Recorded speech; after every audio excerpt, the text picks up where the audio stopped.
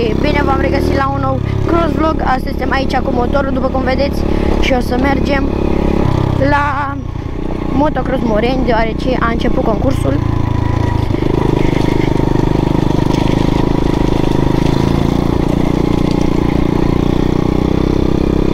Deoarece a început concursul și mergem și noi să vedem categoria de 65, 50 și 85 de centimetri cubi plus categoria de MX1 și MX2. Deocamdată de dimineață acum sunt antrenamentele libere, cele de 20 de minute la fiecare categorie și da, mergem să ne uităm și la acelea.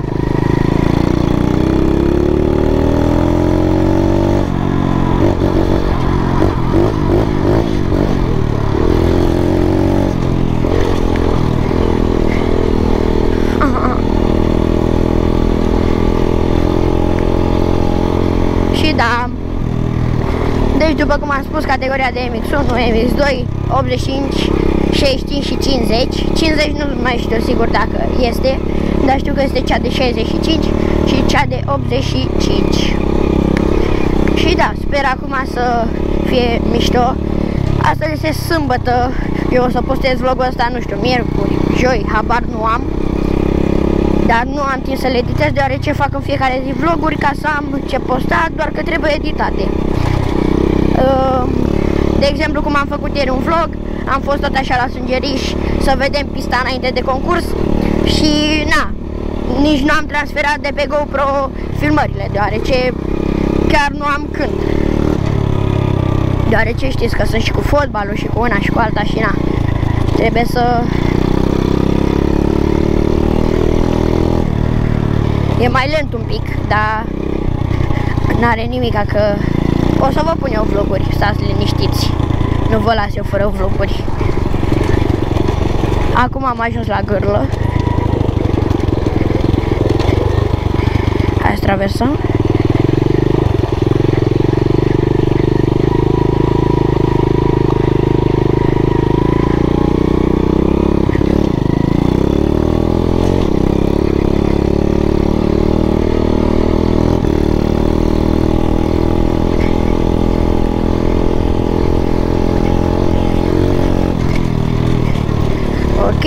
Aici o să o luăm la...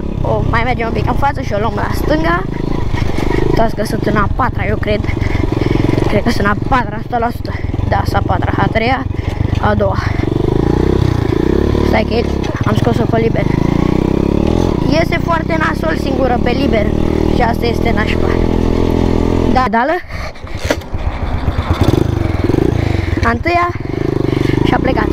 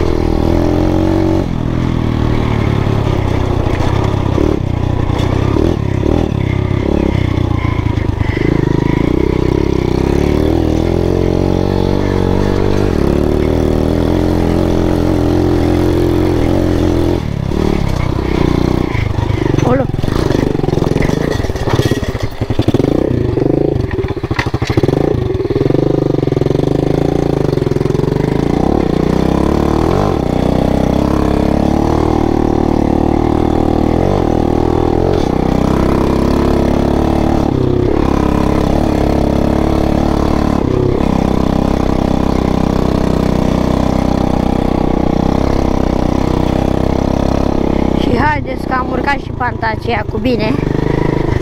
Mi-a ieșit toba din păcate, dar trebuie să, cred că o să ajung să o sudez, pentru că măcar mereu cu imbus și cu... Adică se aude și sunetul, vedeți, se aude acum motorul mai tare, mai puternic. Acum am o șurubelniță și un imbus la mine ca să scot o carenă și să prind toba înapoi.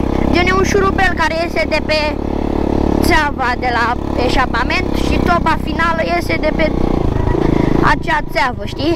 Și trebuie acolo, stătea ținută cu un șurub.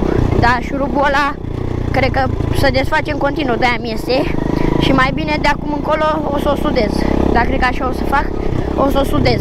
Pentru că altă variantă nu am. Și oricum nu o să mă mai bată la cap toba când o să iasă. Nu o să mai iasă deloc. Și e mai bine. Hai că mai avem 200 de metri și ajungem. Da, acum noi trebuie să urcăm. Stai să-i dăm a doua. Așa frumos. Hai că mă duc jos prima dată, o să văd ce e pe acolo. Și după vin sus. Hai, coborâm ușor.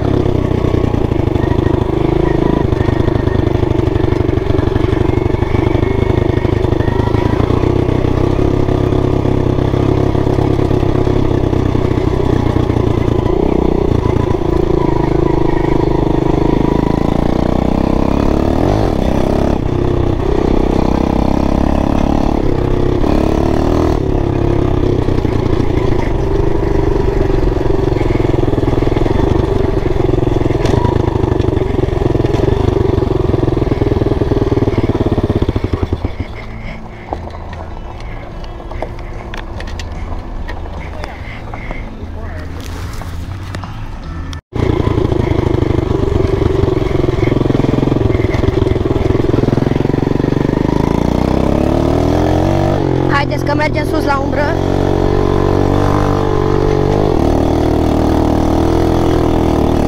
Îi dăm sus la umbră. Să ne ocupăm loc acolo, că o să fie full. E destul de gol. Acum, de-abia acum încep să vină mașinile. Nici nu mai știu să vorbesc, deoarece mă concentrez pe aici.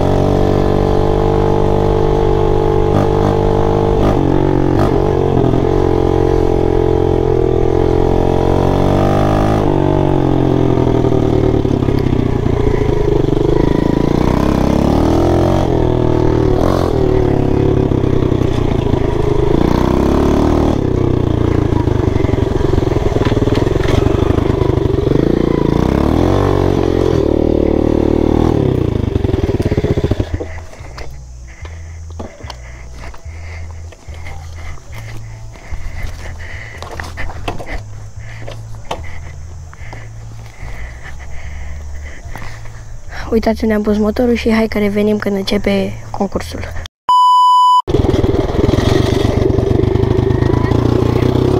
De aici, vină încoa! De aici!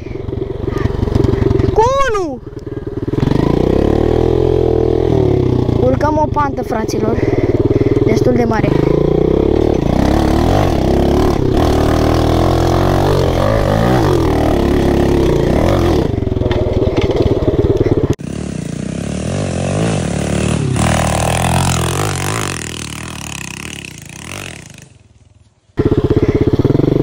Da, mă, da! Și-a plecat! Și-a plecat și eu!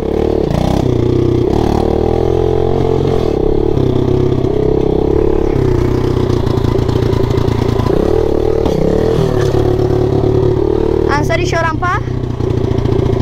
Mi se pare că mai avem una pe aici. Da, mai avem una.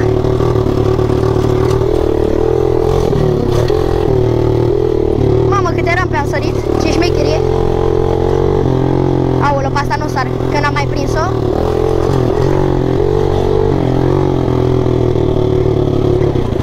Pe aici iau pe lângă copac.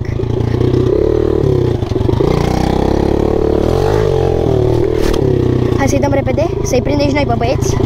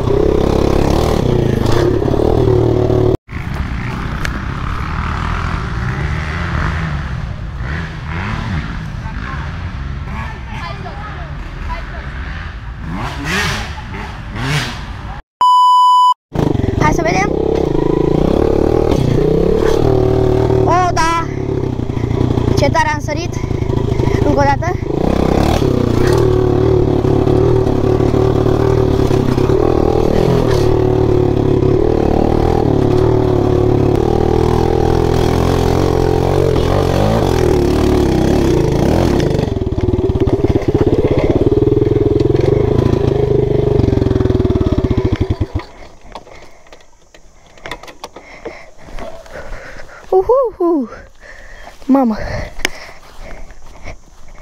ce mișto e. Hai să-i mai dăm o dată. Păi nu-i mai dăm noi o dată.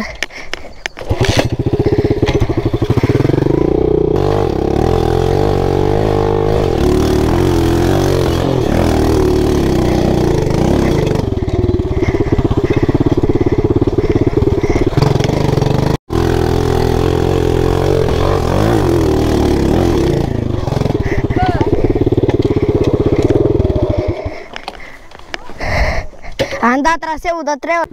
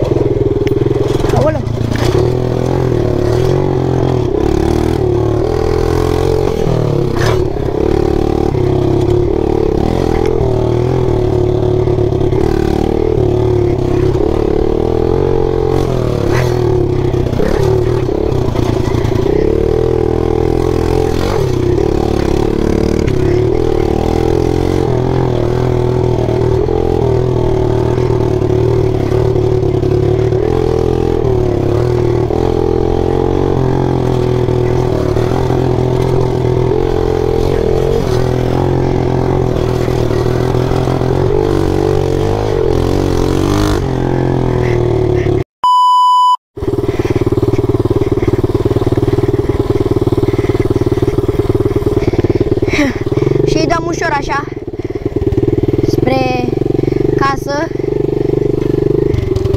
că n-avem ce să facem, trebuie să mergem încet.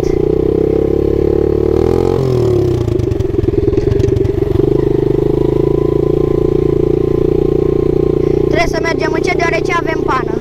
Hai că revenim de acasă când mergem să ducem roata la Moreni.